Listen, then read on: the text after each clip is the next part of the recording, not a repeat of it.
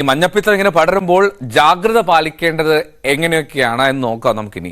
News ഡെസ്കിൽ നിന്ന് ഐഷത്തുൽ ഷബ്നയുടെ റിപ്പോർട്ടിലേക്ക്. സംസ്ഥാനത്ത് മഴക്കാലം വരുന്നതോടൊപ്പം തന്നെ മഴക്കാല രോഗങ്ങളും എത്തുകയാണ്. മഞ്ഞപ്പിത്ത കേസുകളാണ് സംസ്ഥാനത്ത് കൂടുതലായി റിപ്പോർട്ട് ചെയ്യുന്നത്.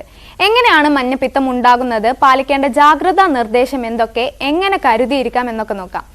രക്തത്തിലെ ബിലിറൂബിന്റെ അളവ് ക്രമാതീതമായി വർദ്ധിക്കുന്നതാണ് മഞ്ഞപ്പിത്തത്തിന് കാരണമാകുന്നത്. ഹെപ്പറ്റൈറ്റിസ് എ രോഗാണുക്കളാണ് പ്രധാന കാരണം. ഹെപ്പറ്റൈറ്റിസ് എ വൈറസ് പ്രധാനമായും കരളിനെയാണ് ബാധിക്കുന്നത്. മലിനമായ ഭക്ഷണവും വെള്ളവും മൂലമാണ് ഈ അണുബാധ ഉണ്ടാവുന്നത്. ക്ഷീണം, പനി, ഓക്കാനം, വിശപ്പില്ലായ്മ, കൺപോളയിലും തൊലിപ്പുറത്തും മഞ്ഞ നിറം പ്രത്യക്ഷപ്പെടുക എന്നിവയാണ് പ്രധാന ലക്ഷണങ്ങൾ. എന്നാൽ രോഗാണുക്കൾ ശരീരത്തിൽ കയറി 2 മുതൽ 6 ആഴ്ച കഴിഞ്ഞാലേ രോഗലക്ഷണങ്ങൾ പൂർണ്ണമായും വെളിവാവുകയുള്ളൂ. ഹെപ്പറ്റൈറ്റിസ് എ എങ്ങനെയാണ് ഉണ്ടാകുന്നതെന്ന് നോക്കാം. മലിനമായ ജലസ്രോതസ്സുകളിലൂടെ അല്ലെങ്കിൽ മലിനമായ വെള്ളം ഉപയോഗിച്ച് നിർമ്മിക്കുന്ന ഭക്ഷണം, ഐസ്, ശീതളപാനീയങ്ങൾ എന്നിവയിലൂടെ ഉണ്ടാവാം. മലിനജലം ഉപയോഗിച്ച് പാത്രം കഴുകുക അല്ലെങ്കിൽ കൈകൾ കഴുകുക തുടങ്ങിയവയിലൂടെ ഉണ്ടാവാം. സെപ്റ്റിക് ടാങ്കുകളിലെ ചോർച്ച മുഖേന കിണറുകളിലെ വെള്ളം മലിനമാകുന്നതിലൂടെയും ഉണ്ടാകാം.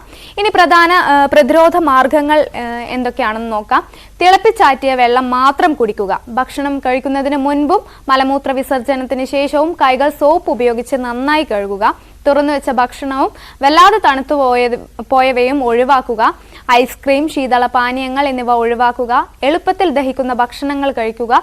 ധാരാളം പഴങ്ങളും പച്ചക്കറികളും കഴിക്കുക. കൊഴുപ്പുള്ളതും എണ്ണ അടങ്ങിയതുമായ ഭക്ഷണങ്ങൾ ഒഴിവാക്കുക. മദ്യപാനം, പുകവലി എന്നിവ തീർത്തും ഒഴിവാക്കുക. തുറസായ സ്ഥലങ്ങളിലെ മലമൂത്ര വിസർജനം ഒഴിവാക്കുക. കിണർ വെള്ളം നിശ്ചിത ഇടവേളകളിൽ ക്ലോറിനേറ്റ് ചെയ്യുക. സെപ്റ്റിക് ടാങ്കും കിണറും തമ്മിൽ നിശ്ചിത അകലമുണ്ടെന്ന് ഉറപ്പുവരുത്തുക.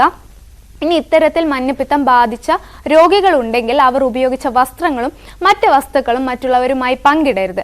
അവ ബ്ലീച്ചിങ് ലായനി പോലുള്ള അണുനാശിനി ഉപയോഗിച്ച് വൃത്തിയാക്കുക. 6 മാസത്തെ ഇടവേളയിൽ 2 ഡോസ് വാക്സിൻ എടുത്താൽ ഹെപ്പറ്റൈറ്റിസിനെ പ്രതിരോധിക്കാനാവും. ഇനി ഇതിന് പുറമെ ഉണ്ടാവുന്ന മഴക്കാല രോഗങ്ങളാണ് ജലദോഷവും പനിയും അല്ലെങ്കിൽ കൊതുക് പരത്തുന്ന രോഗങ്ങളായ മലേറിയ, ഡെങ്കിപ്പനി, കോളറ, ടൈഫോയിഡ്, വൈറൽ പനിയൊക്കെ. കൃത്യമായ മരുന്നുകളും മുൻകരുതലുകളും ഇല്ലെങ്കിൽ ഇന്ത്യയിൽ മഴക്കാല രോഗങ്ങൾ ഗുരുതരമാകുമെന്നാണ് മുന്നറിയിപ്പ്. ഈ സാഹചര്യത്തിൽ വ്യക്തിഗത ശുചിത്വം, ഫലപ്രദമായ മാലിന്യ നിർമ്മാർജ്ജനം, ശുദ്ധജലത്തിന്റെ ഉപയോഗം, ആരോഗ്യകരമായ ഭക്ഷണം, സമയബന്ധിതമായ പ്രതിരോധ കുത്തിവെപ്പുകൾ എന്നിവ ശ്രദ്ധിക്കുക. മലിനജലം അടിഞ്ഞുകൂടുന്നത് നിയന്ത്രിക്കുക. കൊതുക് നിർമ്മാർജ്ജന നടപടികൾ സ്വീകരിക്കുക. ഇത്രയും കാര്യങ്ങളാണ് മഴക്കാലം വരുന്നതോടൊപ്പം എത്തുന്ന മഴക്കാല രോഗങ്ങളെ തടയാൻ ചെയ്യാനുള്ളത്. ശരി, അപ്പോൾ വേനൽ മഴ